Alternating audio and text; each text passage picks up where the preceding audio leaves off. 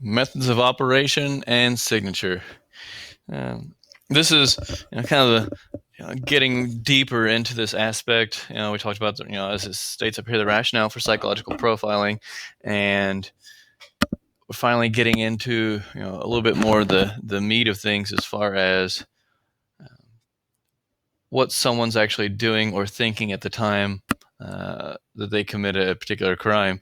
And for this section and in this class specifically, but in this section we're focusing more on violent crime, whether it be rape, murder, or even property crimes of arson, or something that we can discuss later on also.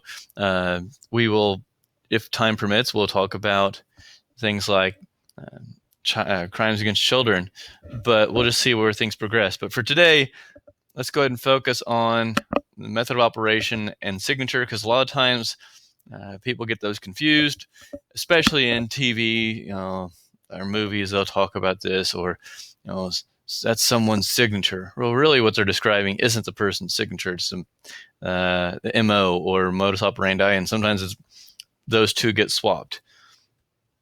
So that's nothing new with TV or movies or anything like that. So as far as a signature, we consider the why, why someone commits a crime. Okay, with that, it reflects the mental state, not just right at that the moment, but you can see things, and it's not purely based on, say, mental health issues. It's not going to say, oh, well, signature means that this person suffers from schizophrenic, say paranoia, or delusions of grandeur. Okay, that may be a part of that person's personality and issues, but that's truly not the reason why they're doing it specifically. Okay, um, you know we'll get into some other examples here. Like it says, manner of killing, words used. That's something I do want to talk about.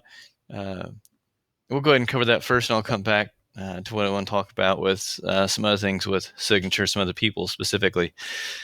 So the manner of killing, this could be, is it strangulation? Is it did they use a firearm? Which typically a lot of our serial killers won't do that. And in fact, some people, if you want to go back to, say, the DC snipers, they aren't necessarily considered serial killers. It's kind of a weird, quasi situation with them. But either way, they didn't necessarily fit into that. So that's not less of you don't see a whole lot of use of firearms, but you can. But if they do use firearms, most of your serial murderers will end up having, it's going to be more of a close range type of situation where they kill someone.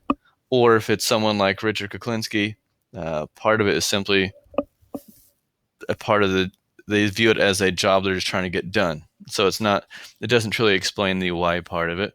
But okay, strangulation usually involves something that is more personal.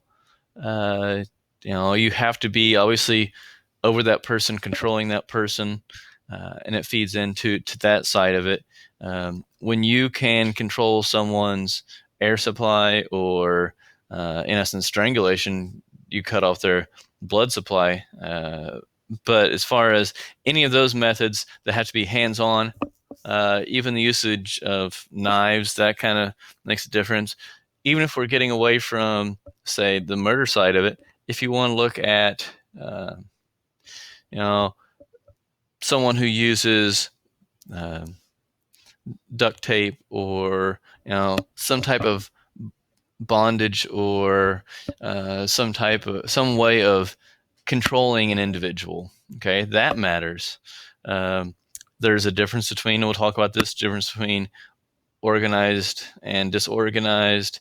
I'll talk about the asocial and non-social aspects of those also. But either way, it depends. It plays a role about whether someone feels like they have to have another individual under control, which means they bind them or tie them up. Those are all things that are important. Whereas you can control someone with your own hands. So that goes into a whole nother aspect as to why they did what they did. It explains their personality a little bit better. But here's something else you're going to find when it comes to, say, getting away from murder, going into rape. There will be some that would be like a power reassurance rapist, which we'll talk about later, and more specifically when we are under sexual offenses and rape. Um, some of them will go over a particular, if you want to say, they'll set up either a role or they will have a script. And this is something that actually occurred a while back. It's probably would have been around the early to mid, like say 2005-ish. Okay, maybe a little before then. Anyway, there's a guy who would break into homes, and he would ended up breaking into homes that he was a little more familiar with. Usually go into break into bedrooms, but he would do so in like early to mid morning hours when he knew that the women, if they were married or living with anybody, that person would be gone at work, and he would go in and he would rape these women.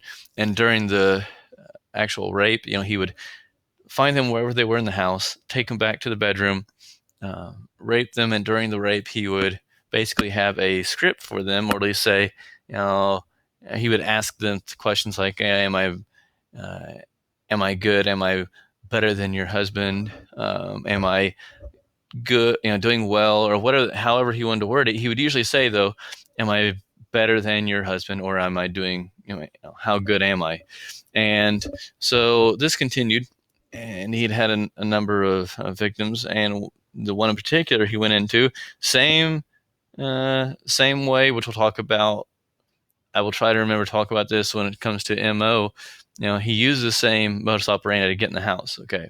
But the signature, for the reason why he was doing it is because he needed reassurance. He had some other things going on in his life. He was actually a dentist, but he had some issues at home that he had, and he needed to kind of take care of where he didn't feel like he was being adequate. So that fits into more of the signature. But then he changed up basically and said, well, and this woman, this victim, played along with it and said, oh yeah, you're great, you're better than my husband. And he said, oh well, at the end of it, he asked her to sit and recite the Lord's Prayer with her. And then afterwards he said, well, since I was so good, can I come back? And she said, okay, you can come back. And they decided on a time the next morning at 9:00. So sure enough, he comes back at 9, climbs in same window he used before, and lo and behold, police are actually there, and they arrest him as soon as he steps inside. So we will talk about how he changed his method of his MO. But as far as signature is concerned, a lot of it went back to, like I said, that power reassurance, where he needed to, when he was raping these different women, his reason for doing it, which is his signature, was essentially because he needed that reassurance of value, and that he had some type of power or authority, where he didn't really experience that in the rest of his life. That's what he needed. And so that is why he would do that. And he would also afterwards, to make it in his own mind seem somewhat more romantic, he would continue to either pray with them or sit with them, or make them comfortable. And it wasn't about hurting them or anything like that. So that's something else to think about. Different things, like it says, the way things are left at crime scenes. We'll discuss that a little bit later when we talk about the different specific types of offenders. So, all right, moving on. I hope you understand the why. Oh, the one thing I did want to point out: mental state of the offender. You have, for example, let's see here, Ed Kemper. Okay, some of you will know him from the whole Mindhunter series that's been on Netflix for 2 seasons. But his reason for doing all that stuff was, for all these different attacks and murders that he committed, basically was a dislike of his mother and his relationship with his mother. So he ended up, long story short, at some point in time, he killed her and ended up putting her trachea in the garbage disposal. So a lot of that is, from what he did with his mother. Another example of that would be Arthur Shawcross, who he had earlier in his life, he had killed 2 children, and that's a whole different story why he killed them. But then he, after serving his sentence in prison there, he got released, ended up killing, I believe, 11 prostitutes. And he said a lot of that when he was killing them, he was thinking of his mother, who had abused him, had introduced him to sex acts when he was young, and as young as I think, like, 4. And then multiple times after that, throughout the years, he would, and then also threatened at one point in time to cut off his penis.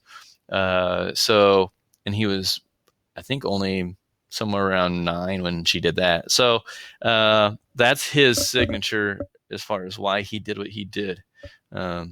So moving forward, and also he did eat part of his victims sometimes, so that was another reason. So, all right. Let's see if I can move back up here to modus operandi. I kind of went, unfortunately, I got off on my slides here and covered the signature first, but that's all right. We'll talk about modus operandi. I'll go ahead and leave these up here. So something I want to talk about real quick with modus operandi, it is the how. So how someone breaks into the house, like I mentioned with that rapist, the first rapist story I was telling you about. Also, think about BTK, the Dennis Rader, known as BTK. He would, BTK stands for bind, torture, kill. And that's essentially what he would do with all his victims. But here's a difference.